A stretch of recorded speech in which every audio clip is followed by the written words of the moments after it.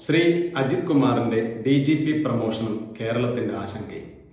നമ്മുടെ കേരളത്തിന്റെ ഇടതുപക്ഷ മന്ത്രിസഭ വളരെ ധൃതിപ്പെട്ട് ശ്രീ അജിത് കുമാറിനെ DGP ആക്കാനുള്ള തീരുമാനത്തിന് സമ്മതം മൂളിയിരിക്കുകയാണ്. നമ്മെ സംബന്ധിച്ചിടത്തോളം എന്താണ് ആശങ്കയുണ്ടാക്കുന്നത് എന്നതാണ് നമ്മൾ പരിശോധിക്കേണ്ടത്. നിരവധി ക്രിമിനൽ കേസുകളിൽ ആരോപണ വിധേയനായിട്ടുള്ള ഒരു വ്യക്തിയെ കേരളത്തിന്റെ നിയമപാലന സംവിധാനത്തിന്റെ തലപ്പത്തേക്ക് കൊണ്ടുവരിക എന്നത് പ്രബുദ്ധമായ ഏതൊരു സമൂഹത്തിനും ആശങ്കയുണ്ടാക്കുന്ന കാര്യം തന്നെയായിരിക്കും.